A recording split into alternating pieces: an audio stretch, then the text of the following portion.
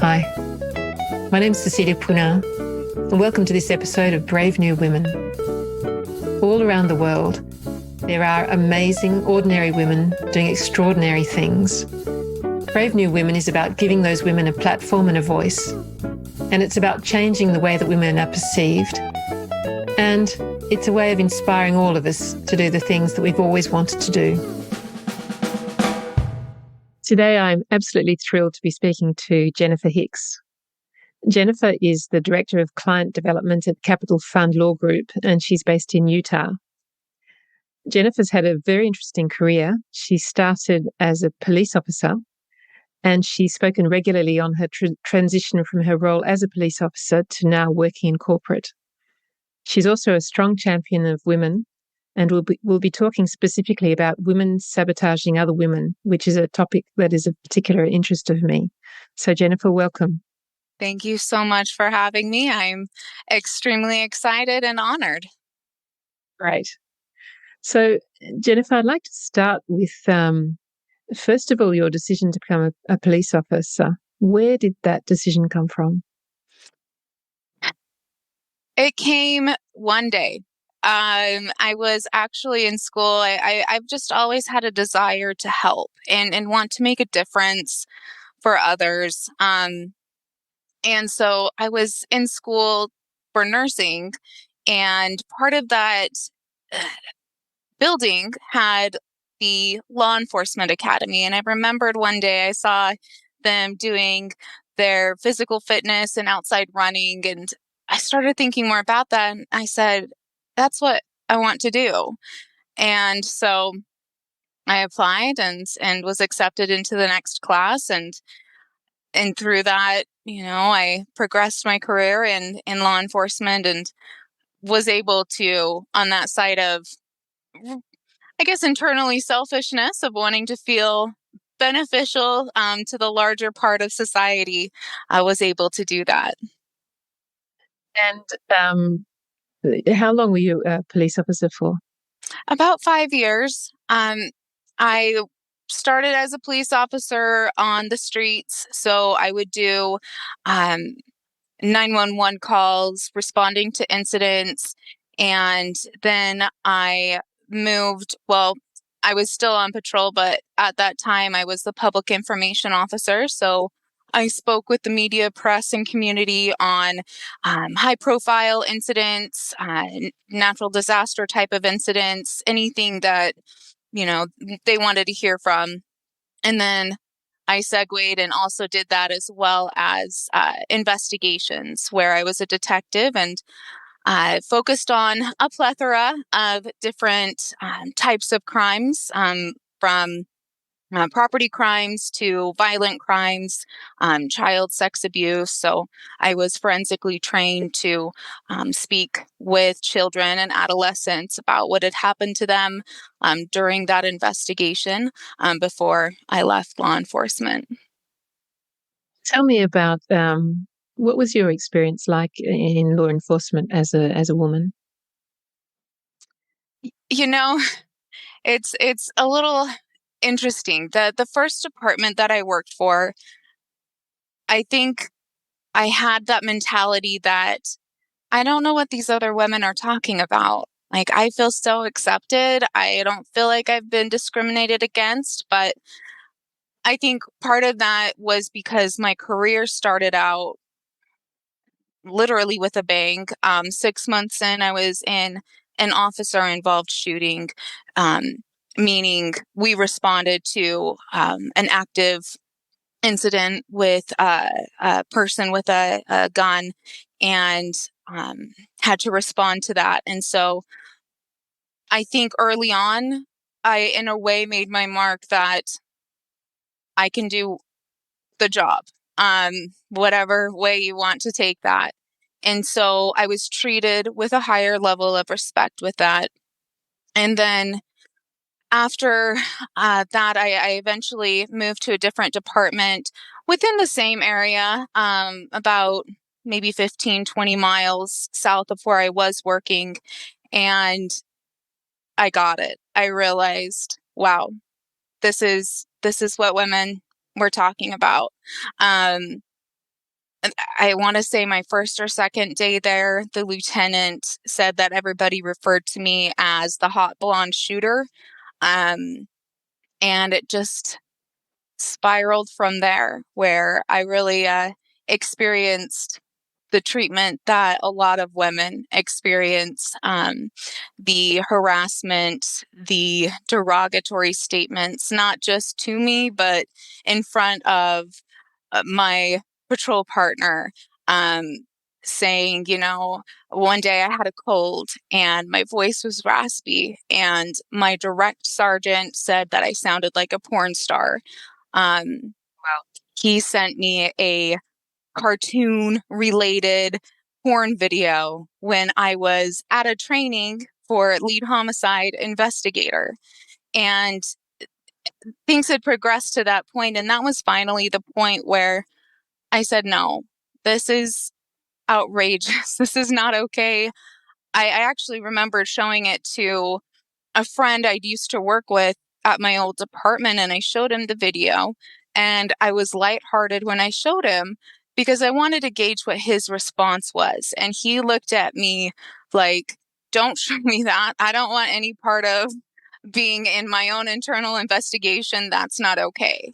And so I feel like that was affirmation from a male ally that no, that's not acceptable. And I filed my formal complaint. Um, and things just went downhill from there. When you say they went downhill, what happened? I eventually left law enforcement because they found a way to get rid of me. Plainly put, I remembered back and forth. Once I was wrongfully terminated from the allegations that they had made against me that we could prove were blatantly false. There were email exchanges between my attorneys and the department's attorney. I remember one email I'll never forget. They said, if she just quietly goes away, we'll say it was a voluntary resignation, and everybody just wash their hands, and that's that. And I remember politely telling my attorneys, you can tell them to buzz off. Not a chance. Because for me, my grandpa was the hardest worker you'll ever meet. And he always said the only thing that you leave this world with is your integrity and your character.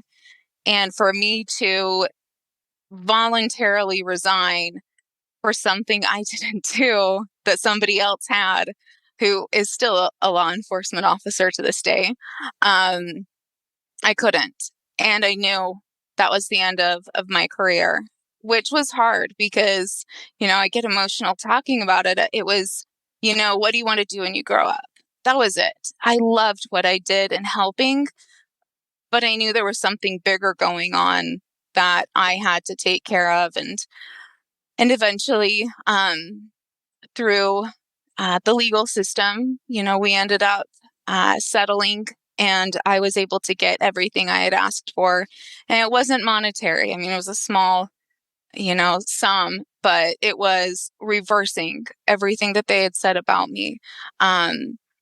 Taking that out of my personnel file, and the chief writing a glowing recommendation for me, which I loved because I knew he hated having to do that. But for me, that's what mattered, was my reputation and everything that I'd built. But it was hard. It was hard to leave that because it felt like a child that found out, that, let's say, somebody told them Santa Claus wasn't real. And you kind of shatter. You have this image of the nobility and respect and integrity of law enforcement, and to see the corruption and this I'm going to throw you under the bus to protect myself mentality. It was hard. It's very mentally challenging. Did you feel as though the police corps basically closed ranks against you? 100%. And the saying is true, with the discord going on with law enforcement in the community, I think there are great ways to move that forward, that we aren't necessarily doing. But I think that nobody polices the police. And so in the end, that was that. And I had to accept I needed to move on. I could have gotten hired someone else, somewhere else if I'd really tried, but I was shattered, inside of what I was doing. It broke me. And so I knew for myself and my son, our mental health, we needed to segue into something different. Yeah, I can hear that there's a lot of emotion. I imagine that when you had a dream of something that you really wanted to do Yeah, and when you knew you were it helping didn't turn people. out. Yeah, and that got removed from your plans. Um, it's harder, it's hard. I love what I do now, but I don't go to bed at night saying, wow, I gave someone CPR and they survived. Or, I took a pedophile off the streets. It's a bit different. I have to find gratification in helping in a different way now, which I do, but I do miss it. Were other women around you suffering the same treatment? Yes. It's interesting to think back. I had another female in my neighboring department. It was more of a metropolitan area when I left. And so a lot of the other departments would back each other on calls and you'd get to know them really well. And she reached out when I was going through my uh, litigation and emails and everything else back and forth. And she said, this is what's happening to me. What should I do? And it's a hard position to be in to tell somebody what they should do, because you have to know going in. And it's the same in corporate life, that there's the real possibility what you're about to do and say will end that career at that place. And so, trying to help that female officer deal with what she was going through, but also let her know this is a decision you have to make for yourself. And some women aren't ready to do that yet, and that's okay. But inevitably, if you want things to change and your department doesn't, it's probably not going to end well for the female. So the choice is really just put up with it or you're going to have to leave. Yeah. Yeah. Or maybe you won't have to leave. Maybe you'll get a desk job. Maybe you'll get demoted. People won't back you on calls, which I've seen, where you're going to a 911 incident that can turn violent very quickly. And when nobody pipes up on the radio to want to back you, I mean, Wow. what's worse, quitting, leaving that, or going into something deadly and not coming out of it alive? Wow. Yeah. Yeah, that really puts it in perspective. Yeah. Uh, have do you know if things are changing in police?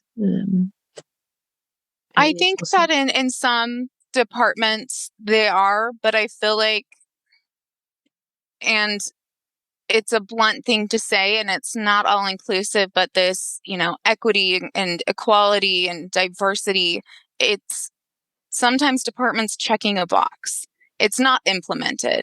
And it has to be implemented from the top down. You see these street cops in these videos and you see what's going on, and you're so outraged, but really you should be outraged with the administration. You should be outraged with the brass. That's who's teaching these officers on the street to either use force in a manner that's not appropriate, or to be compliant and complacent and not say anything when they see it, because that's their livelihood that they're risking. And that's a really hard decision to make, to say something or to turn an eye. Wow, you've been through an experience. And so And now, it's not one uncommon, I don't think. I just think that some women aren't ready to share their stories, or they don't want to, or they're not heard. But I think that whether law enforcement or corporate or any industry that's predominantly through history been male dominated, um, it's a hard thing to speak up and to speak out and say something. well, I mean, bravo to you for having the courage to do it. I think it just Bravo to my therapists who got me to the place where I could. Therapy, I will always say, do it. yeah, I totally agree. I couldn't agree more. And so now you're working in as a client development and capital fund law group. Tell me about how that happened and what's your day to day now. Yeah. So I remember when I left law enforcement, I was in a rough place, trying to figure out what's next. And I saw an opening for a position at the law firm as an administrative assistant. And I thought, just like anything, you start somewhere. Every job is valued, janitor to president of a corporation. And I applied and I got it. And anything I do, I'm a sponge, and I love to see women that are, or anybody that just absorbs every bit of knowledge they can about what they're doing. And from that, I quickly moved up to the position I am now, where I really took over the client and business development side and working directly with fund managers, whether established or emerging managers looking for legal services to establish their fund correctly, compliantly, ethically, which is the reason I'm still at my company is we're founded on integrity. We probably say no to as many potential clients as we say yes to, because we want to make sure those that really have one of the highest fiduciary responsibilities are trying to do it as correctly as possible. And so that's what I do now, and I do, enjoy what I do now. Mm. It's a big change.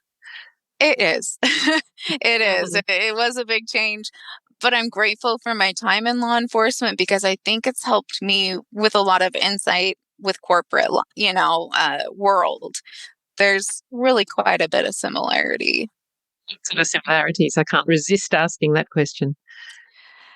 I would say, especially in how women may be perceived, um, the potential sexual harassment, the jokes that, look, I can make a joke with the best of them.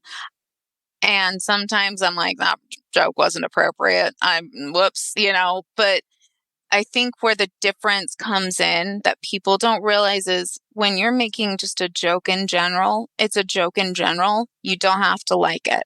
When you're making a joke directly at somebody, maybe even sitting across from you or that you work with, that's crossing that line. You're now targeting somebody that's also trying to move up their career in front of a group of other influential individuals. And I've seen that. I've experienced that. I've dealt with that. And the difference with my experience then to now is I just don't have any tolerance. I don't think that it's allowed by any means. I was at an event a couple of years ago, or maybe even a year and a half ago. I don't know. Time's irrelevant the last 2.5 years with COVID. But there was an individual that was sitting next to me at an after event, and he started grazing his foot up my thigh as he was sitting next to me. And I just remember turning and looking at him, and I said some choice words and chose to leave before um, I broke his foot because I was very upset. But I went directly to his superior. Um, and I stated to him, I don't want him fired. I don't want to sue you guys. I want him to be aware of what he did. And if he's going to get so intoxicated, if that's what he wants to say he was, you guys are opening yourself up to something potentially much worse of a female that doesn't have the ability. Everybody has the ability, but I'm sure you know what I mean, that they're scared to say, this is not okay. And the boss was mortified. He was mortified. And, I'm sure corrective action was taken. The individual, didn't lose their job. I wasn't targeted, but you have to say something. Other thing, what's going to ever change if you never say what's wrong? It's the same as the female sabotage with other women. If we don't address it, it doesn't get fixed. I'm encouraged that he was actually mortified. I And was too. And I spent a weekend after that scared to say something. I didn't know. I talked to my female peer support group that I have and in confidence told them the situation. It wasn't anything criminal, it wasn't anything egregious. And so I was like, I don't know. Maybe I should just drop it. But then I realized no, because there's going to be another woman at another event and there isn't going to be somebody there to help her. And I want it stopped. And so I opened my mouth and said something. so I've heard you talking a lot about in this interview about women supporting other women. But you wanted to talk about women sabotaging other women. So talk me through that. I think that when you look at both sides of the coin, you see women are very united and supportive when it comes to a male colleague, peer, superior, um, making inappropriate advancements or comments or whatever the case. But I've seen the same with women, and I've seen comments made from women, and it seems like mice that scatter when you try and bring that up and say something or mention it, to other women is you get a whole bunch of experience stories. Yeah, no, I get it. That's happened to me. I get that all the time. But that's it. There's no support, there's no respect. And I say that in generality, not exclusively, that there's never that, because I have an amazing support system. But to have another woman try and sabotage your successes or even disregard them, or in a boardroom, I had actually one male, he's a very influential investor, and runs a company. He mentioned to me, I was in a boardroom once and there were two women, and this one just kept making these catty and belittling remarks to everything the other woman said. And, as much as we want to think men, don't observe things around them, whatever they do, and they see that. And we're shooting ourselves in the foot by behaving that way and allowing that female to belittle the other. And in the end, I think that it's women's responsibility to put their foot down and say that's not okay, the same as we do for a man. So what you're saying is that both men and women, or what you've observed is men and women both having sexist behavior, putting women down, and that I, people are calling out men, or sometimes calling out men putting down women, but they're not calling out women putting down women. I guess for your audience, it's look back and remember the last time you saw something in the news. You saw something in whatever articles or publications about a female in a higher position being in trouble for their behavior. You don't see that very often, if at all, and it happens. And so for me, sometimes I think those women that do that, they're probably not going to change their behaviors. They're very ingrained and learned. But what we can do as other women that may be in supervisory or positions of play and influence that don't have that mindset to help this younger generation of women coming into the workforce. Oftentimes they've come in under COVID, so they haven't had that social interaction. And to get a social interaction right off the bat of negativity, it really can set that, emerging female professional up for defeat, because it's very hard to feel like you're being attacked by your own. It's a discouraging thought. And so establishing that female support system, reaching out to a mentor or somebody you trust in confidence to discuss it, to discuss how can I fix this? What's going on? Am I allowed to say something to somebody to say this isn't okay? That can make a difference is to have that network of communication with others. Why do you think women do that? Some women do that. I What do think you think there's is a going couple on of, with them? yeah, I think there's a couple of perspectives. I think that most of these females have been in the corporate world for decades. And let's look back even 10, 20, 30 years ago. It was rough. The same with law enforcement. It was a dog eat dog. You had to claw your way up that ladder because you were the only female on that ladder clawing her way up. And sometimes you had to do things you didn't want to do or you chose to. Sometimes you had to swallow the nasty comments and deal with it to get to where they are. And so I think sometimes, and I've heard this said by females, that have made it, is the only way I learned was the hard way. And so the only way they'll learn is the hard way. I don't agree with that mentality, but I think that that can be part of it. I think the other side of the coin is women. I don't know when it starts. For me, I'm not a researcher. I'm not a psychologist. I don't know the statistics, but I do know that women can be bred to have a mean girl mentality, to get ahead, to be seen, to be heard.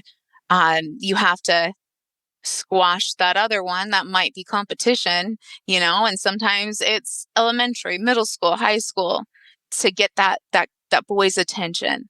You have to put down that other girl to get there. And sometimes I don't know if that mentality exits, because then you go into a male dominated industry and you see the same thing. You see somebody else that you perceive as competition. And I think that triggers that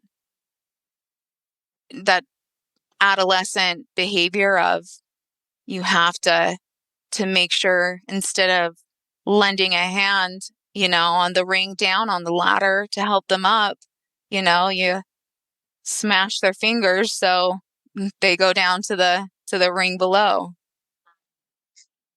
I've got a theory which I'd like to hear your views on, which is Yes. I work with a lot of women in corporate who are actually just damn scared, and they're scared about being found out. It's imposter syndrome, and they're scared about being judged. They're scared about speaking up, and my theory is that because they're scared, when we're scared, we're very much in, that part of our brain that's in fight, flight, freeze. And we're not at all in that part of the brain, which is in creativity, possibility, potential. And so when women and men are scared, they're coming from a place of judgment and from a place of fear. And so they're judging themselves very harshly, but they're also judging other people very harshly around them. And so I wonder if for a lot of women, it's actually the way that they treat other women is coming from a place of fear. I think that is 100% true. I think that is is incredibly accurate as to, potentially one of the main reasons why. I have imposter syndrome all the time. All the time. I have to fight that back, where I ask myself, what am I doing here? What am I doing at this event? What am I doing on this yacht? Like I was a cop, and here I am with, SVPs of banks and yeah, all of these other type of industries. And it can give you that fear. But I think that there's two ways to play into that fear is you look at it as a challenge to conquer, or you let it destroy your mindset and how you treat others. I don't think anybody, I don't think very many people go through this world without feeling the imposter syndrome at one point or another. It's a matter of how do you take that fear? Is that a challenge, or is that something to make constructive, and do something good with? And I think sometimes, unfortunately, women, you're correct. They do, in order to deflect from what they think people are seeing of them, which rarely is ever the case, they project that fear onto others and that negativity just so that, they don't get noticed or, found out. And I think that's hard. I think, women are scared to ask questions. They're scared to say no. They're scared to say, I don't know. And for me, once you start getting used to, and you have to consciously let yourself say that and ask questions. And I call up or talk with a lot of different professionals that work with our clients on questions that I have that our client wants to know. I don't know, I don't sit there and ever pretend to. I've never been shy of asking questions, but sometimes you, you feel stupid. You're like, I should probably know this, but I don't. And so it is what it is. Help me, and I've never been, to me, maybe, I don't know, maybe at the bar with their friends, they say something, but I don't care. I'm not there. It doesn't affect me. But they've never to my face made me feel less than, um, ignorant, unintelligent. They answer the question and they say, please don't hesitate to ever call with anything else. But that's a scary first step to make the first few times, is to show vulnerability. It's I don't know. And I know, you've talked and studied this quite a bit with vulnerability and speaking out and public speaking even. How do you think? How do women get past that vulnerability and allowing themselves to not let the imposter syndrome take over? Well, I mean, I was talking to a client about this morning, so it's very fresh in my mind. Um, for me, the first thing to do is to acknowledge that the fear is there and to feel it and not try and get rid of it. It's just to say, okay, I'm really feeling scared now, or I've made a mistake. I was talking to my client this morning about making a mistake, and I've made a mistake. I feel like an absolute idiot. I really, I wish I'd done better, but I didn't. I've really stuffed up. So actually acknowledging the emotions and then taking a step back, saying, okay, well, they're my emotions. They are. Not trying to get rid of them, not trying to change them, just say they're there. They are what they are. Right. And then saying, okay, they are, but I am not my emotions. This is all the mindfulness stuff. I can step out from my emotions and see them. And then my rational mind can have an impact. So I can say, okay, I stuffed up. I really wish I hadn't. But what did I learn from it? Right. And what did I learn from it? Okay, I learned that I should have done such and such and such. And then by moving into a rational mind, then you, instead of having it just, ruminating, going over and over, I was so stupid. I was so stupid. Why did I do that? No, no, no, no, no. It can go on for days and days and days and weeks and weeks and months. And instead of doing that, say, okay, I stuffed up. I feel bad. What do I do about it? And Yeah. I've got a really good example, actually. There's a law firm in Paris that I work with a lot. When I started working with them, um, well, I had a coffee with a partner in one of at the law firm, and I said to her, "Oh, I've decided not to work with corporate anymore." I mean, I was sitting with a partner in one of the biggest law firms in Paris, and I was telling her that I wasn't working corporate. I mean, that was a major blunder. So I went home and I thought, what an idiot. How stupid can you be? And then I wrote her a mail and I said, I've just self-sabotaged really badly. I told you I didn't work with corporate. I would love to work with your law firm. Can we talk again? And since then, she has been my biggest supporter by miles. So, that's just an example of how to I deal with. I I I think that's so insightful, but so painfully simple that it frustrates me. Where to understand and get to that place where you can make that call or say, look, I messed up. That's the words came out. And it's not, the wires, they crossed. I don't know what happened, but, can we have another conversation? It's one of the simplest things to do and one of the hardest things you can do. And going back to that fear, in law enforcement, it's, you're trained that once you stop feeling that fear, you shouldn't be a cop. You should get out because that fear is what helps you make that next decision. And if you're so complacent that just nothing affects you, you know, you go to, an armed assailant call and your adrenaline isn't going and you aren't afraid, you've kind of checked out of a few things, that you need to get looked at. And so having that fear, I think, is one of the best things that any human can have because that is going to drive you. You look at, major influential, business persons, and I guarantee you that they'll say, I was terrified.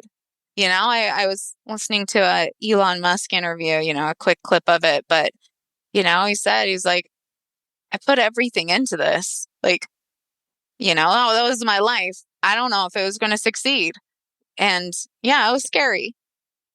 If you don't feel that, like you don't care about what you're starting, you don't care about that project you're working on. You have to have that fear and that passion to motivate you to do better. And I think that's the key is women need to stop thinking I have to do better because of that person and get ahead. No, you have to do better because that's what's best for yourself.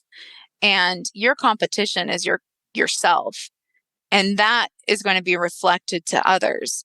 Once you start cutting somebody else down, once you start cutting another woman down and making comments or intentionally trying to delay a project or sabotage what they're working on, the only negativity reflected is either A, how you react to that other female doing that to you, or B, how that, other female is going to be perceived by her colleagues. If you come out of that victorious and take that fear and that drive and really empower yourself to do better for you, I think, you can really overcome a lot. But I think having a support network is crucial. And I think sometimes that gets overmissed is where you isolate yourself instead of being vulnerable, letting down a couple of those walls maybe even just halfway, to let, a few people jump over and be in that support and reach out to them and release the anger side of that fear in order to have, like you said, that better perspective to look at your emotions from a third party. And sometimes you need another person to help you, look at it from a third party. And so that's for me is why I try and have groups, of newer women in business and some that are seasoned that I really trust that I turn to.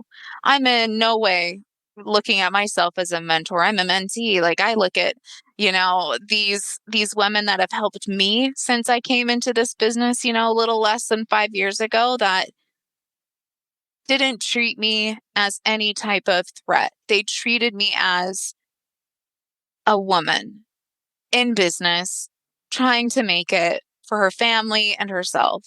And those are the people you need to find. I understand why you might be um, interested in talking about women being harassed by men, but where did it come from? This idea of um, women sabotaging other women, and that it was so important for you in particularly to speak out about it. I went to an event, I'm going to say maybe less than 6 months ago, and there was this just fresh faced, up and coming professional. She, got a position at JP Morgan. And I remember she came up to me and she said, "You look friendly. Can I talk with you?"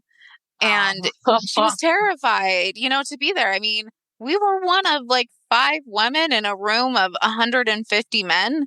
It is daunting, I mean, you got all these suits floating around, and especially for me, with my short hair and I have a sleeve tattoo, and if I don't by any means like blend in.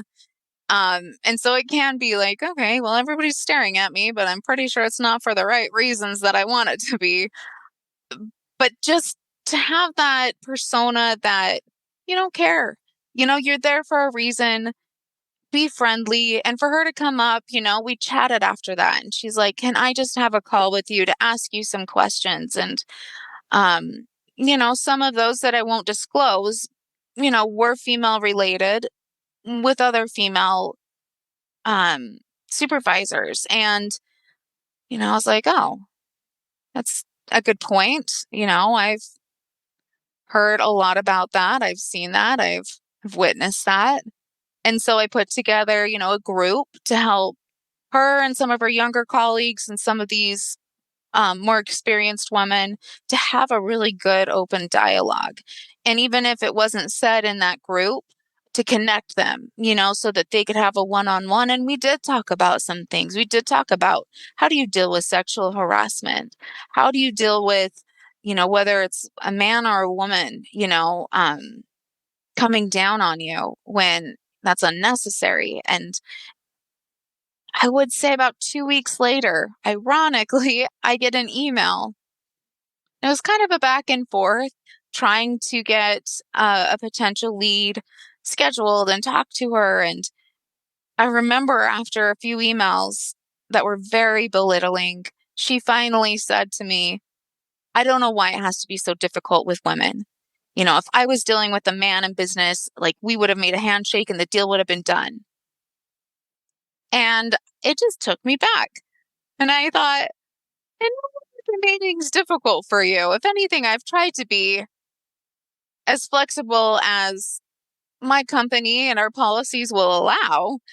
And it had nothing to do with her being a female or a male or, from Jupiter. I didn't care. It was just the fact of life. And so I really started thinking quite a bit more about it and then talking more about it to some women colleagues. And the amount of, "Oh, yeah, been there. I had, nobody helped me and I had to learn the hard way too because they told me that." And those in my support groups, that they're the ones that are, I don't want to do that to another woman. I don't want them to have to go through, the vile, awful things in business that some women have had to go through just to understand how corporate works and to network and to get ahead. Doesn't mean having to do things that are against your character. And so, that's really kind of what started looking into this more for me, and hopefully women looking at it more internally as well. How are you treated and how do you get treated? It's a pretty simple end of the day. We're women. We've all gone through something, whether, it's female against female or male against female or female against male. It can go every single which way. But you have the choice to stop it, or you have the choice to be complicit, or you have the choice to be the perpetrator. I The just other don't want to thing, be. Go ahead. the other thing I think too is that people aren't very good at knowing what they want and asking what they want and respecting the other person when they're asking. And I think Right. that if we all get a whole lot better at that and just saying, this is what I noticed, that's not okay for me. Would it be possible for you to? And then opening up the conversation. I Right. think if we're all able to be aware of what's happening for us, talking about what's happening for us, opening up the possibility for a conversation with the other person, I think, we'd be in a whole lot better position. I agree. And I think that sometimes a lot of it comes down to misunderstanding and crossed wires. And I dealt with that, in my job now, where I perceived something that one of my coworkers had said as offensive. And so we had an actual, I wouldn't say a throwdown, but like we had, a blunt, honest discussion. And he said, I had no idea it came across that way. I'm very sorry. And vice versa of him. He's like, I felt like you just came at me with like, you know, full force. And I didn't know what hit me, and I was like, I apologize, that I surely didn't mean to come across that way. And that was it. And we were done. And we work well together. And that's it. So sometimes having to have those conversations is awkward and hard and you don't want to. But just like, when you have to have a difficult conversation with your kid or with your partner, you have to have it to move on. You work 80% of your lives with the people in the office.